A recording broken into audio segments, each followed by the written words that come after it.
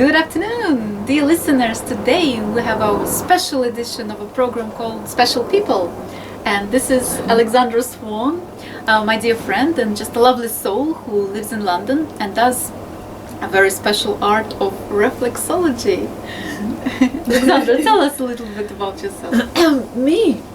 Oh my God. What can I tell you?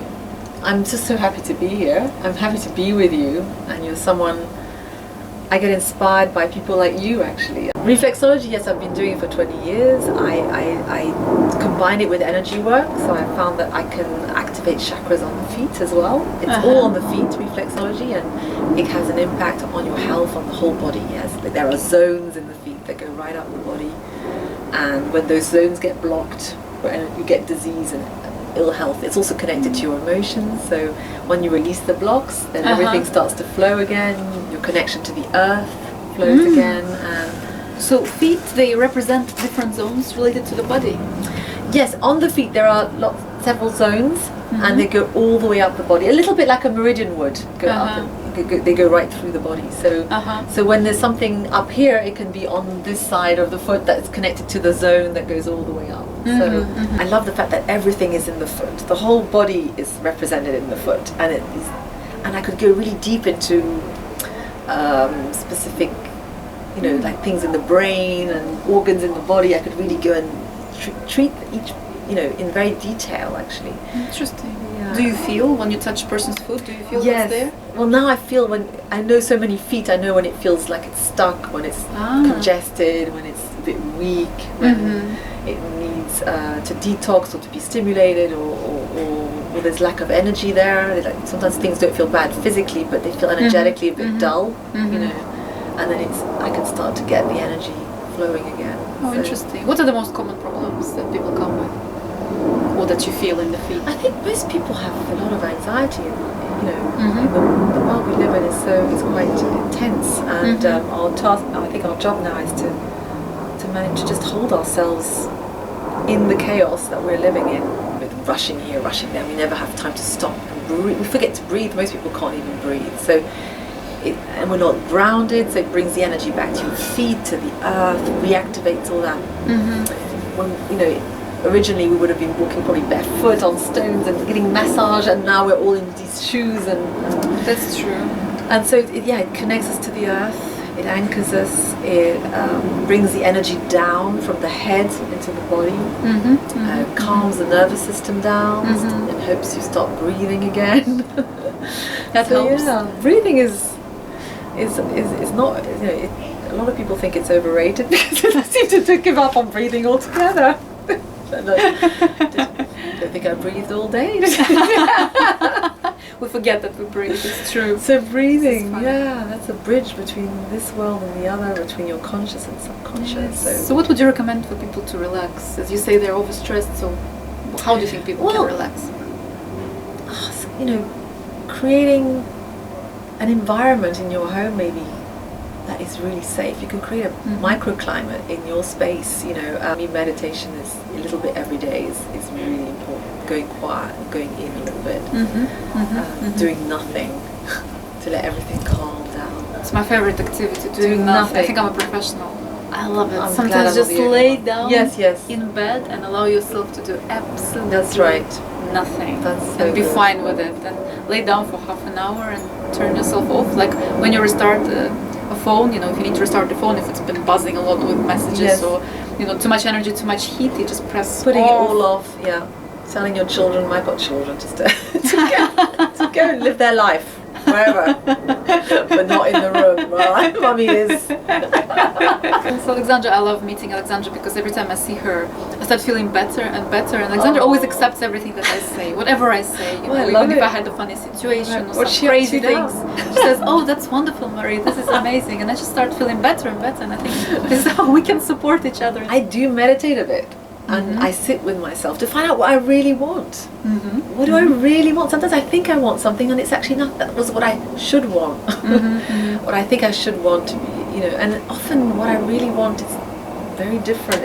There's a slight angle to it which I don't always find acceptable, and then when I find it acceptable I realise, my God, this is great, this is exactly what I wanted. Interesting. So connecting to myself and finding out what I really want,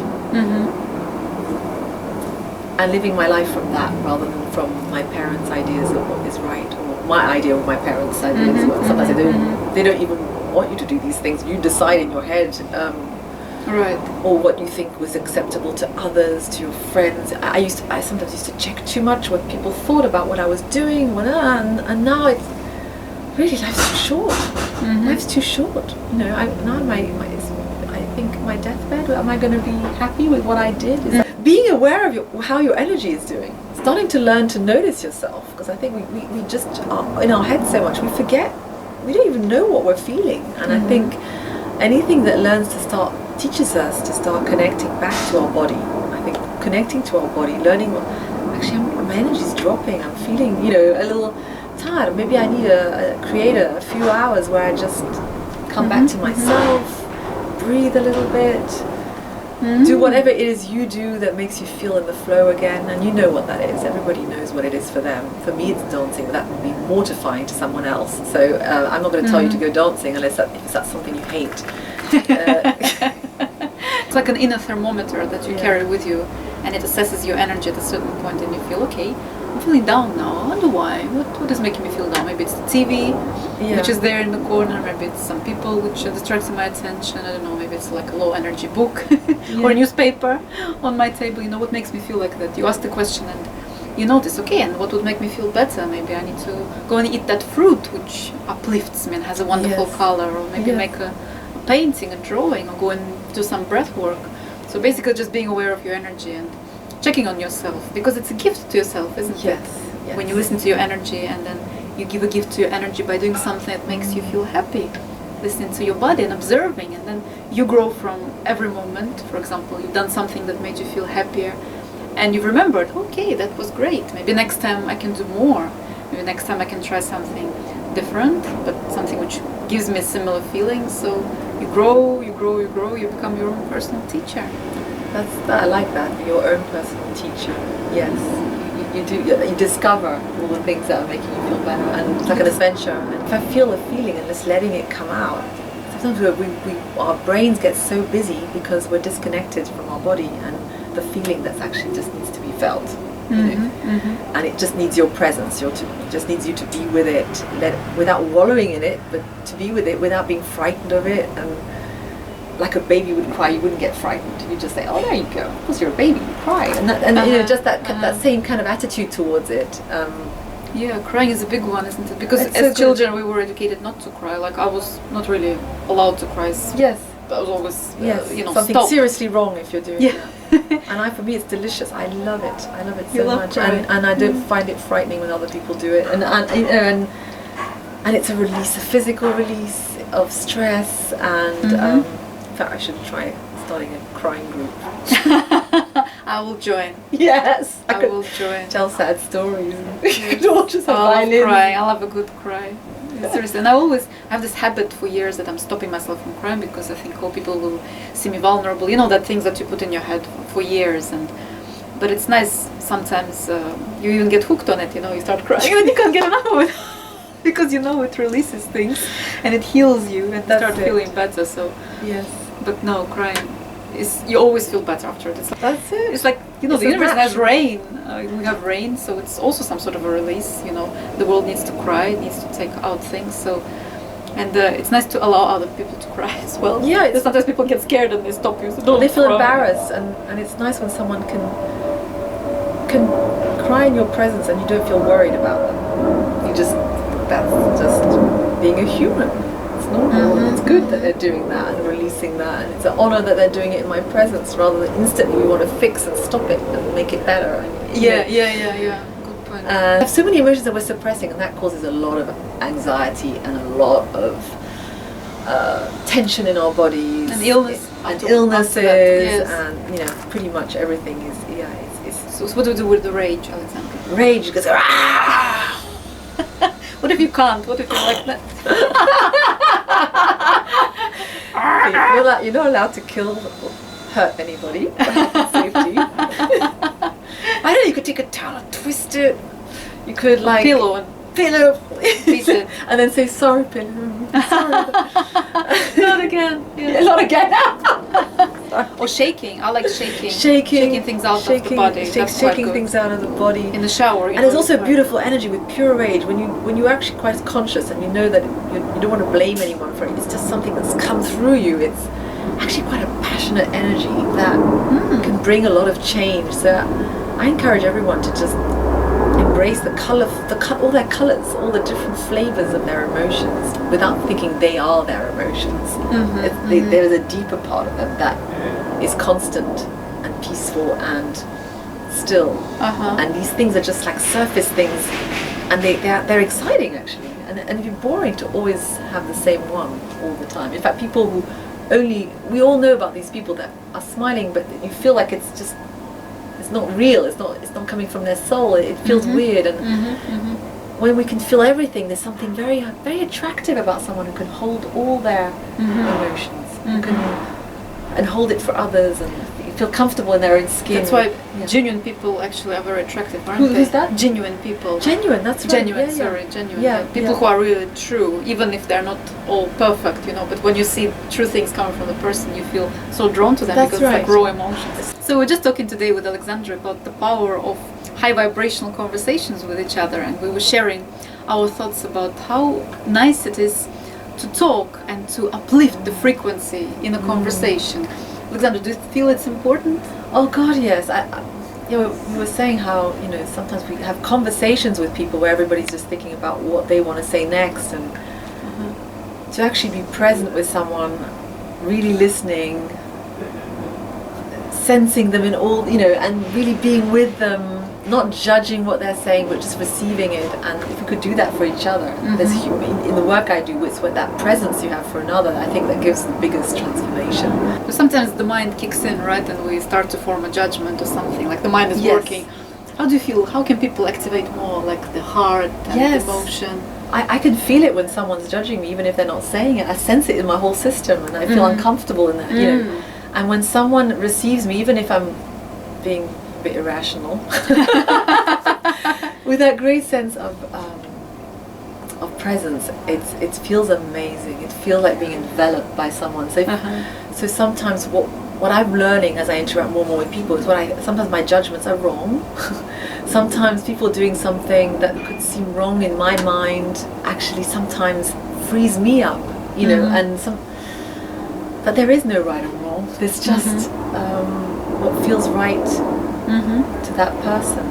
You sometimes can look at the person and you can start visualizing the light inside of them, to imagine that they're full of light, and that helps you to shift from your mind focus to your heart focus and to open more the telepathic abilities. So you kind of look at the person and you start activating that love inside of you and start to feel love, even if it's not that strongly showing there before. The moment you start to open your heart and to direct the love, it begins to kind of, saturate that person as well. And then you start seeing the better aspects of that person. It looks like magic.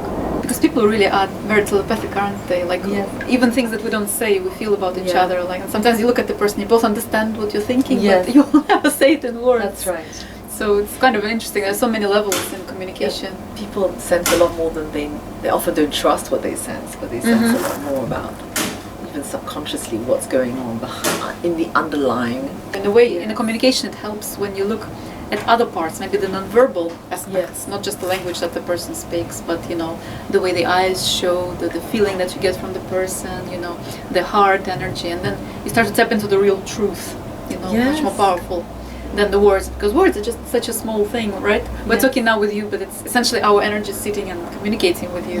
And you can pick up information about us even without listening to us, right? So it's like open books.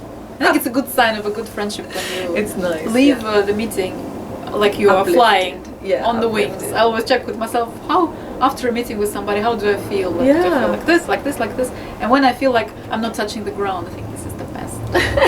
Certainly the best. So what would be the message, an uplifting message for our listeners today? I think what would be the most uplifting message for them? To trust yourself. To just trust yourself. And that is that from that connection with that intuition, that inner guidance. trust yourself. So if you're crying, trust that it's okay to be crying. If you feel that something's not right, trust that. Trust yourself. That inner guidance that may not be logical. I don't know why I say that. It's just what came up. No, that's very good. So I was gonna say channel a else. message from the universe, but I think you already did. Well, there you Sounds go. like a very universal message to me. Maybe that's where I'm at the moment, and maybe sometimes that usually often where I'm at is what I need to share. You know, maybe next week I'd have something completely different We to need say. to come back. Yes, you've got to come back. Look for another message. Now, Alexandra, just a quick question. What was the most magical thing you've ever done? The most magical thing I've ever done. Oh my God! Every moment is magic. That's difficult for me to say because I sometimes get incredible magical feelings in Tesco's. I don't know why. I'm like thinking this is amazing. Here I am. And I'm advertising Tesco's. That's fine, don't worry. I'm allowed to say. But you know, it could be Sainsbury's or even Waitrose. It's the same. I don't know why I said that. But yeah, I get more magic in Waitrose. yes, more magic in Waitrose. Or on a bus. You know, it can be anywhere. I suddenly get these wonderful moments of feeling good in myself for no reason. That's the most magical moments. That's the best. When there's no reason That's for the it. best. And I love that. When you can have that remote control and turn it on, magic button in yourself, and suddenly have this magic TV screen, regardless where you are, who you are. That feels good. You just feel great Yeah. for just being present, eating your food, breathing the air, having another lovely Breathing the person air. next to you, just there in that magical You're presence. alive, and it doesn't matter if everything's falling to pot around you. You just think, I'm alive. I'm living. And that's great. Yeah. Wow. Great. Thank you. Thank you. Thank you.